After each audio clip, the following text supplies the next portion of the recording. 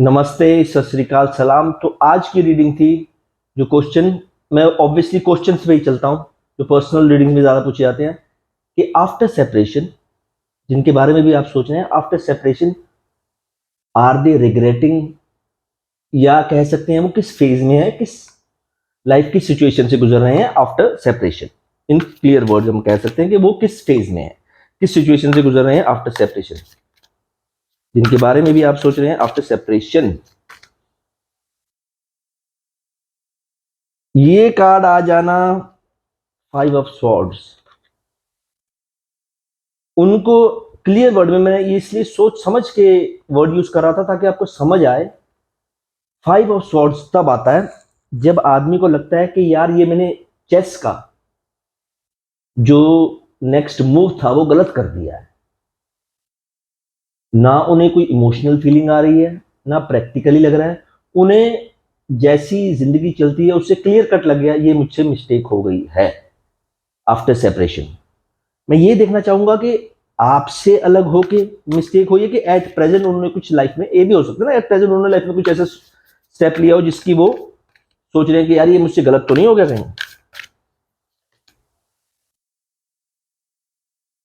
अगर ये बात मैजिशियन पे आ गई है, मैनिफेस्टेशन पे आ गई है, 99% चांसेस हैं कि आपके साथ जो उन्होंने स्टेप लिया था, ऑब्वियसली ये रीडिंग सेपरेशन की है, तो जो उन्होंने सेपरेशन का जो स्टेप लिया था वहां उन्हें लग रहा है उन्होंने गलत बाजी खेल दी है। क्योंकि जो पहला कार्ड था ना, 5 ऑफ स्वॉर्ड्स का, उसमें आदमी बहुत गुस्से से, ईगो एटीट्यूड से दूर होता है जब भी होता है। That's my intuition when mistakes comes in your mind कि हाँ यार ये मुझसे गलती हो गई है।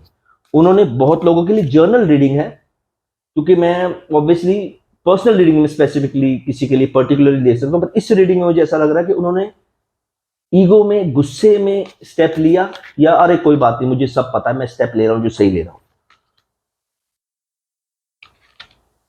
मैं कह रहा था ना, ये तब आते हैं कार्ड जब 7 ऑफ पेंटिकल्स का कार्ड तब आता है जब आदमी को लगता है यार ये मैंने इन्वेस्टमेंट जो है, प्रैक्टिकल बंदा ही इन्वेस्टमेंट करेगा, ये जो मैंने थर्ड पार्टी के साथ मूव ऑन करके जो स्टेप लिया था, और यू कैन से इन्वेस्टमेंट जो की थी ना, ये मुझे लॉस की तरफ लेके जा रही है। बहुत लोगों के लिए ऐसा हो सकता है जिनके बारे में भी आप ये रीडिंग देख रहे हैं, वो थोड़े इगोइस्टिक, एरोगेंट टाइप के होंगे। क्योंकि जब आदमी को स्टेप लेता है उसको एकदम ही प्रैक्टिकल लाइफ कैच कर लेती है ना, कि वो प्रैक्टिकल लाइफ को एकदम समझ जाता है, तो वो काफी कई बार ईगो एटीट्यूड के दौरान, हो सकता है उन्हें गुस्सा बहुत आता हो, समथिंग लाइक दैट, ईगो हो, एरोगेंट हो, या गुस्सा बहुत आता हो, उन्हें उन्हें फटाफट स्टेप ले लिया कि यार मैं चेस का ये स्टेप चलता हूँ, और वो स्टेप चल के उन्हें लग रहा है कि नहीं, राइट। पेज ऑफ अर्थ का इसके लिए आता है कि उन्हें लग रहा है कि यार, page of earth means page of pentacles, ये जो है ना कि उन्होंने जो किया है लाइफ में वो तैयार है,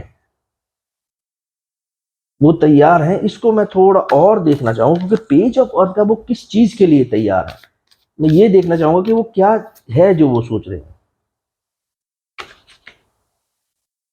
आदमी जब अपॉर्चुनिटी उनकी तरफ, कोई ना कोई ऐसा स्टेप है जो वो डिसाइड कर चुके हैं।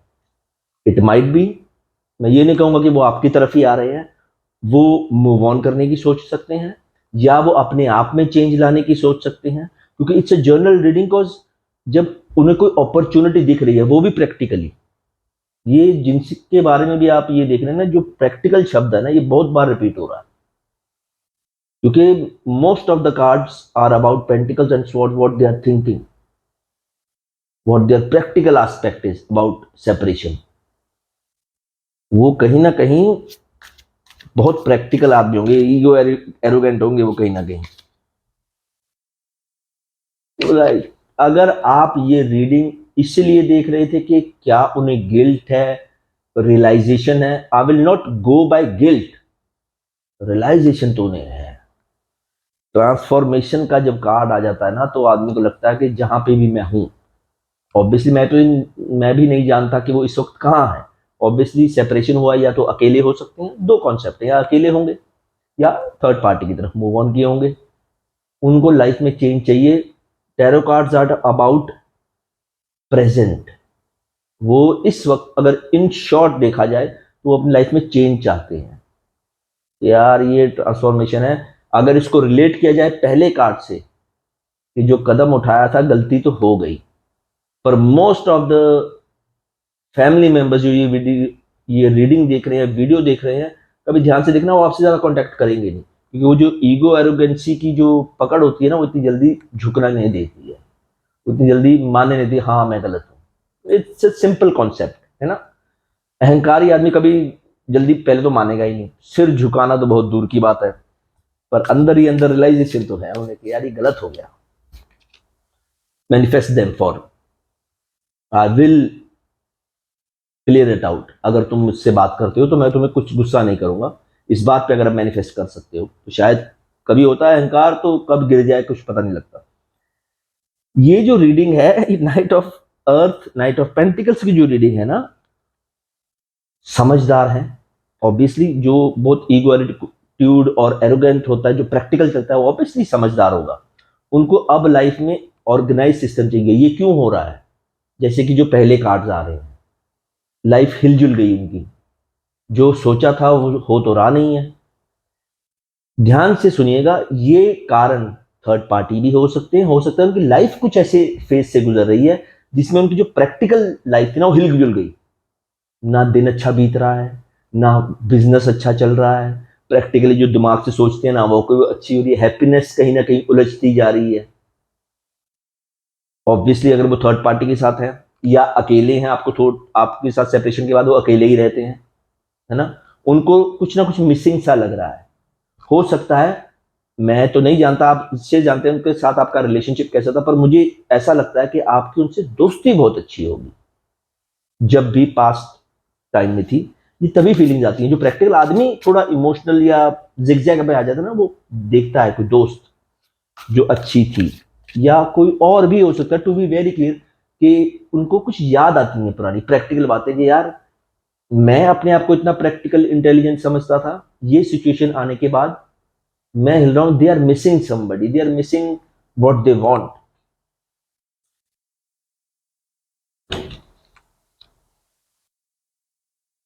सेलिब्रेशन, हैप्पीनेस, ये अब three of waters, third party पक्का है।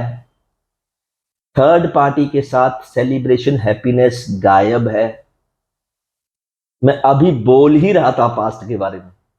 उनको पुराने यार दोस्त चाहिए, उन्हें पुरानी लाइफ चाहिए वापस। ये तभी होता है क्योंकि मैं कई बार बताता हूं कि, एक एग्जांपल में बता रहा हूं, मैं कई बार बताता हूं लोगों को, जो हमारा पास्ट होता है ना, उसमें सबसे पहले ये देखना कि कौन मेरा अच्छा दोस्त था, रिलेशनशिप था, रिलेटिव है, फैमिली मेंबर्स हैं, वो ठीक है, वो सब अच्छे हैं। अच्छा दोस्त, दोस्त आजकल की दुनिया में बहुत इंपॉर्टेंट होता है, क्योंकि tarot cards are about present energy. मैं पूरा ये इंट्यूटिवली फील कर रहा हूँ किस फेज से गुजर रहे होंगे कि यार स्टेप तो मैंने ले लिया, दोस्त भी छोड़ दिए, इश्क भी छोड़ दिया, पुरानी बातें भी छोड़ दी। मुझे लगा था कि मैं बहुत इंटेलिजेंट हूँ, बहुत प्रैक्टिकल हूँ, मेरा स्टेप अच्छा होगा, वो अच्छा हुआ नहीं।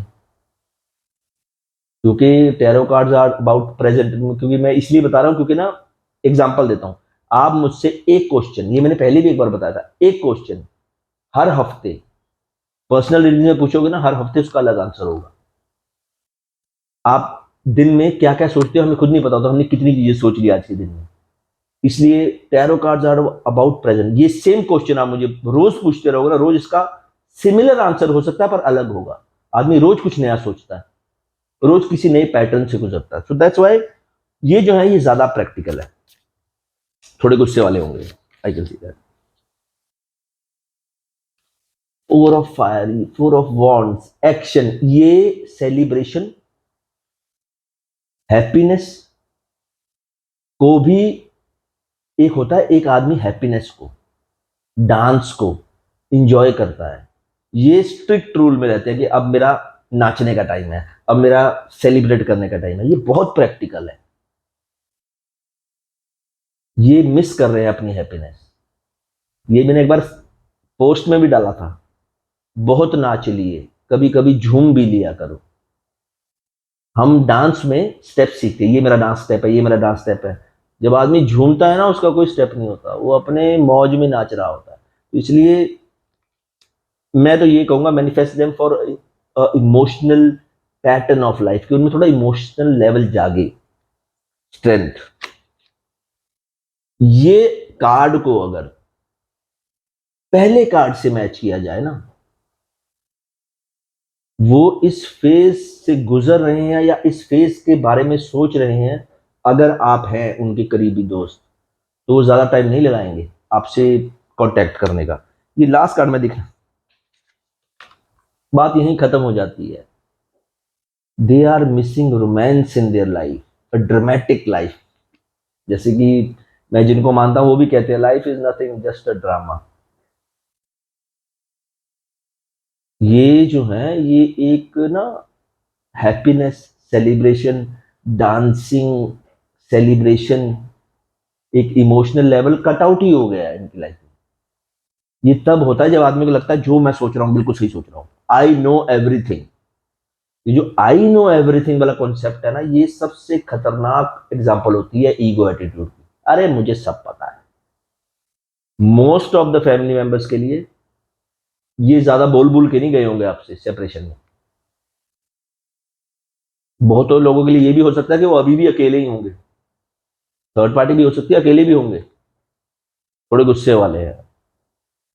अब जिस फेज से गुजर रहे हैं ना, ये एक परफेक्ट टाइम होता है आराम से मैनिफेस्ट करने का। अगर तुम्हें इमोशनल लेवल या रोमांटिक लेवल कहीं लाइफ में कमी दिखती है, तो मैं हूं।